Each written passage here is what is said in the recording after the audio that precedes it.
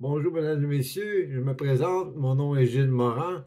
Je suis massothérapeute certifié avec plus de 25 000 massages à mon crédit et depuis 1982 et j'ai publié 60 titres sur Amazon avec plus de 250 000 copies vendues.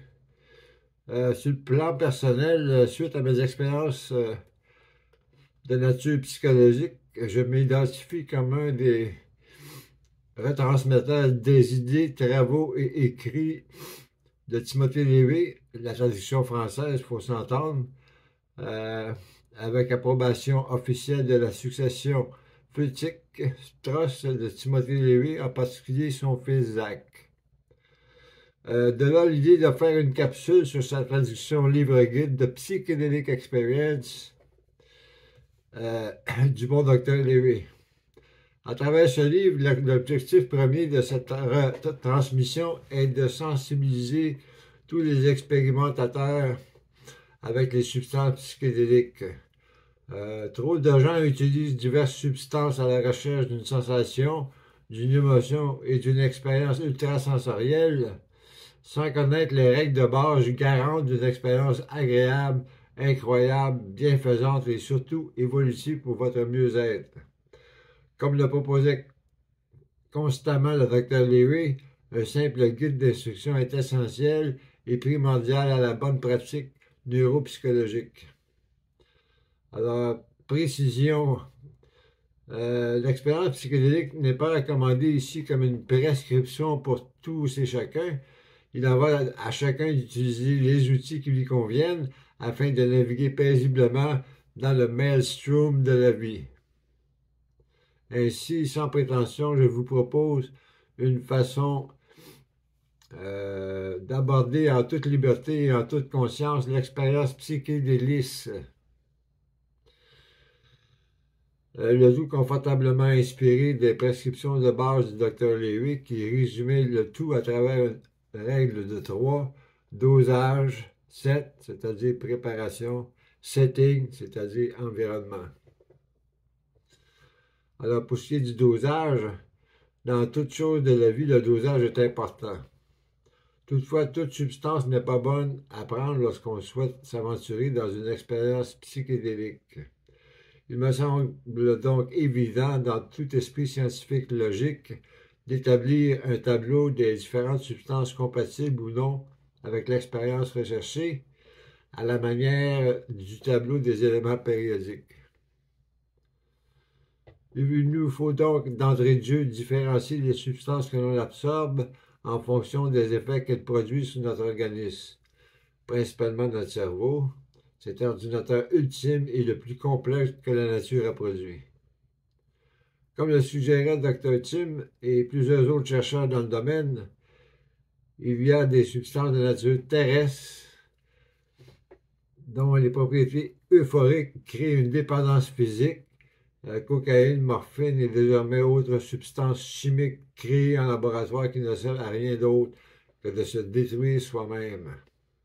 D'autre part, il y a une catégorie de substances psychotropes de nature post-terrestre visant à se connecter avec l'éternel réseau inexploré de notre univers, tel la psilocybine, principalement à travers les champignons sacrés dits magiques, la marijuana et ses dérivés naturels, et sans oublier le LSD tiré de l'ergot de seigle.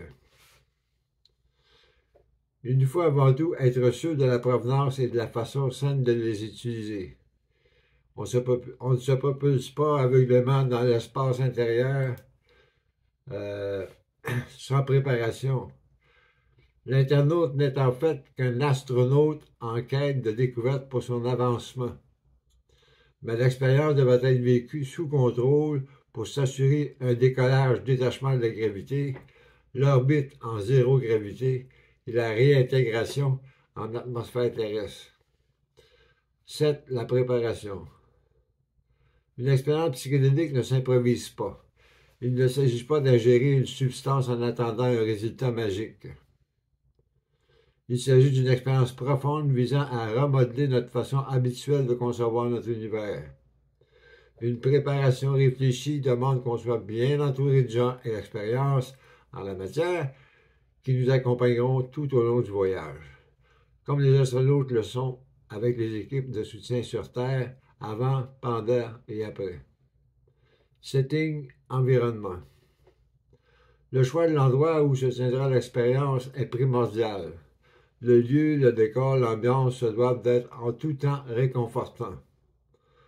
L'expérimentateur doit se sentir en sécurité, confiant qu'il vivra peut-être des moments d'inconfort et même d'anxiété, surtout dans la première phase de décollage, tandis qu'un certain chaos s'installe du fait de la déstabilisation qu'implique l'effet de la substance psychotrope.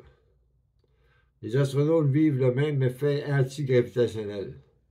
Les accompagnateurs du voyageur sont alors essentiels pour l'aider à se détacher de la gravitation mentale qui tend à le retenir dans ses programmations habituelles.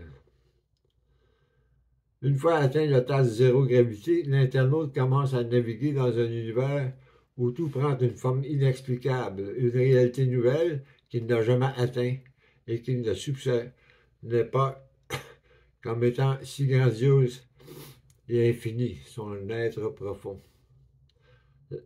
Le voilà au cœur de lui-même et de l'univers, au centre de la lumière.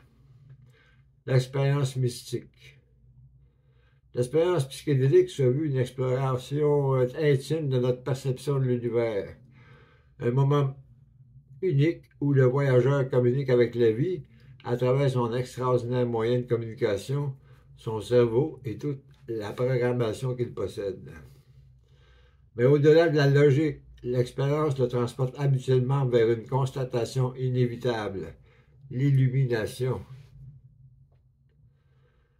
Ce sentiment d'appartenir à un ensemble qui dépasse son entendement, mais qui semble enfin prendre tout son sens. Une forte impression, imprint, de se sentir en harmonie avec ce grand tout incompréhensible à prime abord. L'expérience se veut ainsi mystique avant tout, à savoir qu'elle nous transporte là où on n'aurait jamais pensé oser se retrouver, au-delà des croyances religieuses ou philosophiques. Tout est là pour se sentir agent évolutionnaire actif de cette grande valse des énergies. La part de luminosité dans l'environnement, bougies, chandelles et autres sources naturelles de lumière, est grandement suggérée afin d'apporter la lumière que l'œil humain recherche pour vivre. Ne jamais oublier que nos yeux sont faits de grands trous noirs, les pupilles, qui absorbent la lumière. Nous avons soif de lumière de par notre nature cosmique. Nous sommes des êtres qui dépendent de la lumière, le soleil. Avec une note spéciale, l'utilisation de lumière via chandelle et autres devrait se faire sous contrôle pour éviter tout incident déplorable. Un voyage se veut d'abord et avant tout sécuritaire. Et en conclusion, chers amis internautes et en voie de le devenir, j'espère que mes propos vous serviront utilement lors de vos futurs voyages et qu'ils vous seront utiles pour aborder le livre du Dr. Lévy, l'expérience psychédélique, manuel basé du livre des morts tibétains. Vous êtes de plus en plus nombreux à vous intéresser aux travaux du bon Dr. Lévy, alors j'espère que vous profiterez bien de ces outils évolutionnaires, en autant que vous saurez les utiliser intelligemment, tel que le prescrit le bon Dr. Tim. Bon voyage. Merci. Gilles Morin, auteur.